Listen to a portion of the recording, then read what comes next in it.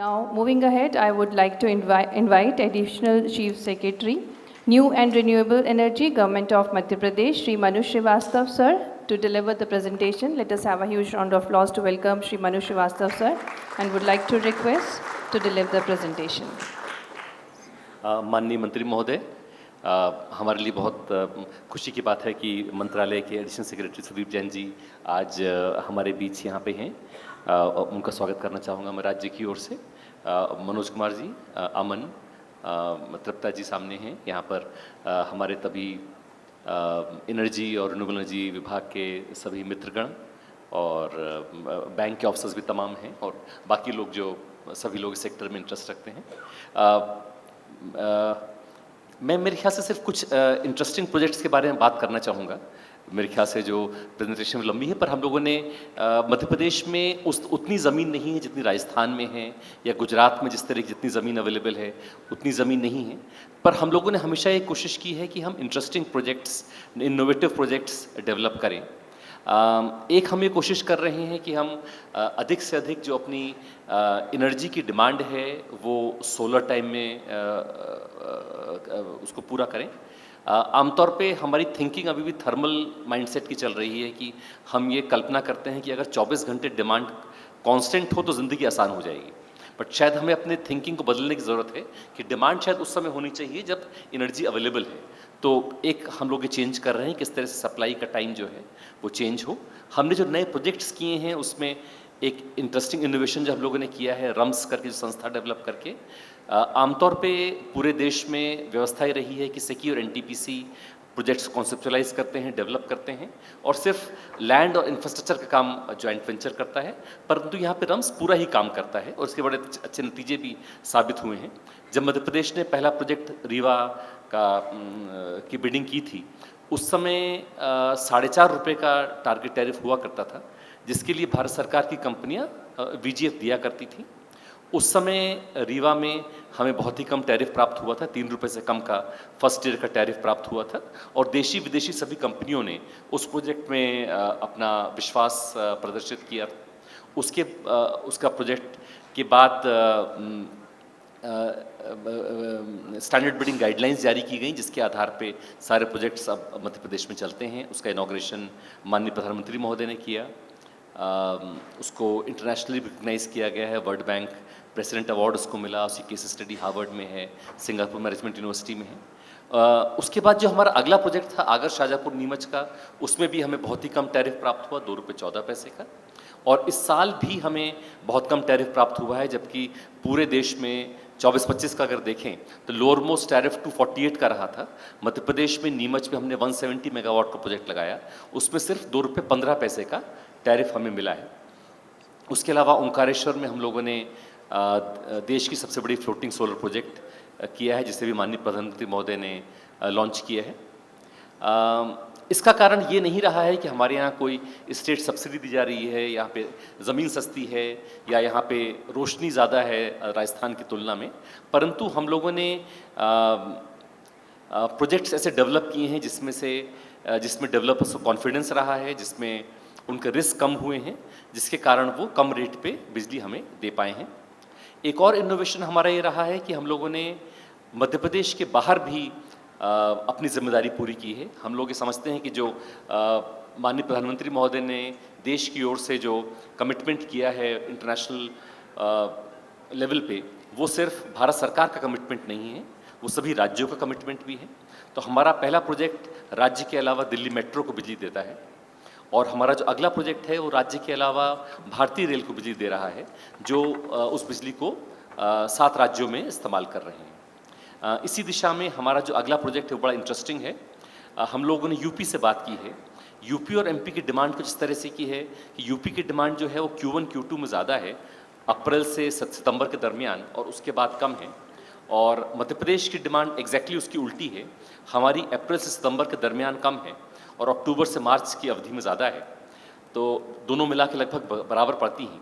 तो प्रोजेक्ट इस तरह का है कि जो प्रोजेक्ट मध्य प्रदेश में स्थापित होगा, ISTS में बिजली इंजेक्ट करेगा, जो 6 महीने यूपी को बिजली देगा और 6 महीने मध्य प्रदेश में बिजली देगा। तो ये हम लोग एक इंटरेस्टिंग प्रोजेक्ट लागू कर रहे हैं। और एक और उसी का एक थोड़ा कॉम्प्लिकेटेड प्रोजेक्ट है, जिसमें कि प्रोजेक्ट मध्य प्रदेश में होगा, ISTS में इंजेक्ट करेगा, जो एक स्टोरेज प्रोजेक्ट को चार्ज करेगा और उस स्टोरेज से 6 महीने यूपी को बिजली मिलेगी और 6 महीने मध्य प्रदेश को बिजली मिलेगी।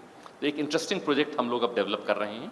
उसमें हमारा मध्य प्रदेश से डिस्कशन हो गया है, अब हम लोग यूपी से उसमें डिस्कशन करने वाले हैं। कैबिनेट ने उसको अप्रूवल दिया है। एक और इंटरेस्टिंग प्रोजेक्ट हमारा स्टोरेज का आ रहा है, जिसमें हम लोग आमतौर पर जो प्रोजेक्ट्स हैं अभी तक जो इंडिया में लगे हैं वो 2 तरह के हैं। या तो सोलर स्टोरेज प्रोजेक्ट्स हैं, जो दिन में बिजली पैदा होती है, कुछ दिन के टाइम रियल टाइम मिलती है, रिमेनिंग बैटरी चार्ज की जाती है, जिससे कि शाम को रात में बिजली मिलती है। हम लोग उसी को साथ में जोड़ के एक और हिस्सा कर रहे हैं, जिसमें स्टोरेज एज ए सर्विस के तौर पे इस्तेमाल कर रहे हैं कि जो बैटरी डिस्चार्ज हो चुकी है करीब 11 बजे, उसको हम रात में जो सस्ती ग्रिड टाइम पावर अवेलेबल होती है उससे उसको चार्ज करेंगे और उससे हम दिन में पावर लेंगे। तो उसी बैटरी को एक तरह से हम 2 बार इस्तेमाल कर रहे हैं, एक बार सोलर के माध्यम से शाम की पावर के लिए और दूसरी बार रात में सस्ती ग्रिड की पावर है उससे सुबह की पावर के लिए। तो एक तरह से सोलर पर स्टोरेज और स्टोरेज सर्विस दोनों को हम एक रोल करके एक प्रोजेक्ट ला रहे हैं। इसमें हम लोग उम्मीद कर रहे हैं कि हमारा टैरिफ करीब 3.5 रुपये से कम आना चाहिए और इसमें हमें सोलर टाइम में बिजली मिलेगी, 2 घंटे शाम को बिजली मिलेगी, 2 घंटे सुबह बिजली मिलेगी। और इसमें हमें बर्कले यूनिवर्सिटी ने भी सपोर्ट किया है, वो लोगों ने विजिट किया था कुछ समय पहले, उनका तो एस्टिमेट 3-3.5 रुपये से भी कम है। तो हम लोग बड़े आशान्वित हैं इस प्रोजेक्ट के बारे में। इसकी सभी लगभग तैयारियां पूरी हो चुकी हैं और हम लोग उम्मीद कर रहे हैं कि जून या जुलाई तक इसकी बिडिंग हो जाए। और जो इसमें हमें कम टैरिफ का एक्सपेक्टेशन है उसकी वजह से हमें कॉन्फिडेंस है। और अभी हम लोग चर्चा, जब एडिशनल सेक्रेटरी साहब आए थे और मंत्री जी के साथ हम लोग बैठक कर रहे थे, उसमें भी उन्होंने इच्छा जाहिर की है कि अगला जो प्रोजेक्ट हम करें उसमें स्टोरेज 2 घंटे ज़्यादा रखा जाए। तो अगला प्रोजेक्ट हमारा इसी तरह का होगा। इसके अलावा मैं सिर्फ एक और प्रोजेक्ट के बारे में जिक्र करना चाहूँगा क्योंकि वक्त कम है। डिसेंट्रलाइज प्रोजेक्ट के बारे में एडिशनल सेक्रेटरी साहब ने भी जिक्र किया था।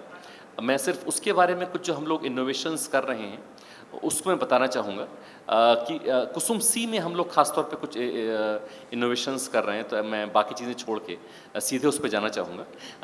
डिसेंट्रलाइज के जैसे एडिशनल सेक्रेटरी साहब ने कहा उसके बहुत एडवांटेजेस हैं। तो उसी एडवांटेजेस को एम्प्लॉय करने के लिए हम लोग जो कर रहे हैं वो ये है कि हम लोगों ने एक डिस्कॉम्स के साथ काफ़ी डिटेल में काम किया है। एक एक सबस्टेशन को आइडेंटिफाई किया गया है कि वहाँ पे कितना सब्सिडी एलिजिबल है। पहले हमारे प्रोजेक्ट्स में कुछ गलतियाँ हुई थी कि तो इस बार हम लोगों ने एक एक सबस्टेशन में जो एलिजिबिलिटी है CFA की वो उसको आइडेंटिफाई किया गया है। एक जो खास इनोवेशन है वो हमें कर रहे हैं पॉइंट ऑफ इंजेक्शन के बारे में।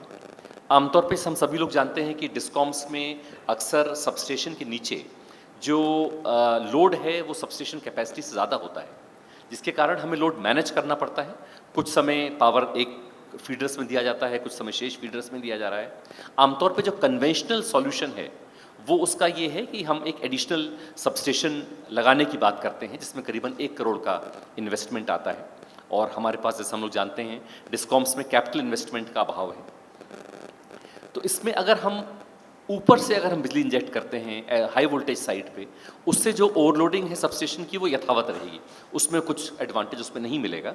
हम लोगों ने जो एक कैबिनेट का डिसीजन हुआ है हमारे यहाँ वो ये है कि हम इंजेक्शन लो वोल्टेज साइड पे करेंगे, जिससे वर्चुअली जो सबस्टेशन की कैपेसिटी है उसमें इजाफा होगा, उसमें वृद्धि होगी। और हम बिना 1 करोड़ का इन्वेस्टमेंट किए पर सबस्टेशन हम नीचे सभी कस्टमर्स को बिजली दे पाएंगे। इससे जो लोडिंग है सबस्टेशंस की वो भी कम होगी, ट्रांसफार्मर एफिशिएंसी इंप्रूव होगी। और इससे एक सबसे बड़ी बात ये होगी कि हम जो भी डाउनस्ट्रीम कस्टमर्स हैं उनको एक समय बिजली दे पाएंगे। जो मैंने पहले बताया, दिखाया था आपको कि 5 मेगावाट सबस्टेशन है, नीचे फीडर 8 मेगावाट के हैं। हम लोग वर्चुअली कैपेसिटी बढ़ाने के कारण एक समय बिजली दे पाएंगे, जो किसानों के लिए उनका जीवन आसान करेगा। और उससे भी ज़्यादा ज़रूरी है कि सबसे सस्ती बिजली जो सोलर है वो एक समय पे सारे हमारे एग्रीकल्चरल कस्टमर्स को हम लोग दे सकें। इसके अलावा एक और हम लोग इनोवेशन कर रहे हैं कि जो नीचे जो इंजेक्शन है वो हम लोग जो कैपेसिटी है सबस्टेशन की वो 100% कर रहे हैं। अभी तक ये खासली रेलिवेंट है रूफटॉप्स के लिए, क्योंकि सभी रेगुलेटर्स अभी तक बड़े एप्रहेंसिव रहे हैं। इसकी शुरुआत 15% ट्रांसफार्मर कैपेसिटी से हुई थी, कुछ 30% पहुँचे, 80% ज़्यादातर लोग पहुंच पाए हैं अधिक से अधिक। तो हम लोग इसमें इंजेक्शन जो है we are making to the limit of the transformer capacity. दूसरा हम जो कर रहे हैं वो रिएक्टिव पावर कॉम्पनसेशन का हम लोग कर रहे हैं। आज की तारीख में जो रिएक्टिव पावर है वो एक्टिव पावर तो लोकली फिर भी सप्लाई हो रही है, पर रिएक्टिव पावर बड़े जनरेटर से ही सप्लाई हो रही है। हम लोगों ने जो एक इनोवेशन इसमें किया है वो ये है कि हम रिएक्टिव पावर को इस्तेमाल करेंगे। इससे लो वोल्टेज कंडीशंस में हम रिएक्टिव पावर इंजेक्ट करेंगे और हाई वोल्टेज कंडीशंस में हम रिएक्टिव पावर एब्जॉर्ब करेंगे। इससे वोल्टेज प्रोफाइल भी इम्प्रूव होगा। इसको हमने कैपेसिटर बैंक से की तुलना में कंपेयर किया, इससे पाए कहीं बेहतर एक सॉल्यूशन है। इसमें कॉम्पनसेशन प्रोवाइडेड है कि अगर हम लोगों ने जो कैलकुलेशंस किए हैं और हम लोग रेगुलेटर के पास जा भी रहे हैं, हम लोग के एनालिसिस है और जैसे रेगुलेटर डिसाइड करेंगे उस हिसाब से ये तय होगा कितना कॉम्पनसेशन दिया जाएगा। पर मोटे तौर पर उसमें विचार ये है कि अगर 97% से कम वोल्टेज है तब रिएक्टिव पावर इंजेक्ट करने पे कॉम्पनसेट किया जाएगा, और अगर वोल्टेज हाई है 103% से ज़्यादा तो रिएक्टिव पावर एब्जॉर्ब करने पे कॉम्पनसेट किया जाएगा। और ये व्यवस्था सिर्फ दिन में नहीं होगी, रात में भी होगी। तो ये डिसेंट्रलाइज प्रोजेक्ट के हम लोग कुछ नए इनोवेशंस भी कोशिश कर रहे हैं और इस प्रोजेक्ट को बहुत ही सपोर्ट मिला है न सिर्फ एनर्जी और रिन्यूएबल एनर्जी डिपार्टमेंट की ओर से, जैसे मैंने बताया एक सबस्टेशन की जो कैपेसिटी है CFA की वो डिस्कॉम्स ने गणना की। उसके अलावा कैबिनेट ने इस प्रोजेक्ट के बारे में निर्णय लिया है और माननीय मुख्यमंत्री महोदय भी बहुत इसमें एक्साइटेड हैं। उन्होंने जून में एक तारीख तय की है, शायद 18 जून, जिसमें वो एक बहुत बड़ा कार्यक्रम आयोजित करना चाह रहे हैं जिसमें कि जो भावी निवेशक हैं इस प्रोग्राम के बारे में उनको इसके बारे में जानकारी दी पाए। इस प्रकार से हम लोग नए नए प्रोजेक्ट्स लगा के मध्य प्रदेश में कोशिश कर रहे हैं। इसमें हमें पूरे प्रोसेस में MNRE से बहुत ही सहयोग रहा है और एनर्जी और रिन्यूएबल एनर्जी डिपार्टमेंट तो खैर पूरा साथ काम किए ही हैं, और माननीय मुख्यमंत्री महोदय भी इस प्रोग्राम में सारे कार्यक्रमों में बहुत ज़्यादा तवज्जो दे रहे हैं, बहुत महत्व दे रहे हैं। मैं यही आश्वस्त करना चाहूँगा आपको कि जो इनोवेशंस की कोशिश मध्य प्रदेश पहले करता रहा है वही आगे करता रहेगा, और जो हम लोग साथ मिलकर काम कर रहे हैं मध्य प्रदेश में रिन्यूएबल एनर्जी की कोशिशें, जिससे कि राष्ट्र की जो कमिटमेंट्स हैं नेशनल लेवल पे इंटरनेशनल लेवल पे उसको पूरी करने अपनी भूमिका निभा सकें, उसमें हम लोग अपनी पूरी कोशिश करते जाएंगे। Thank you. Thank you so much, Additional Chief Secretary, New and Renewable Energy, Government of Madhya Pradesh, Shri Manoj Srivastava sir. और बिल्कुल आपने सही बात कही है कि नवाचार के साथ मध्य प्रदेश आगे बढ़ रहा है और नवकरणीय ऊर्जा के क्षेत्र में भी नवाचार के साथ अग्रणी बनेगा हमारा मध्य प्रदेश।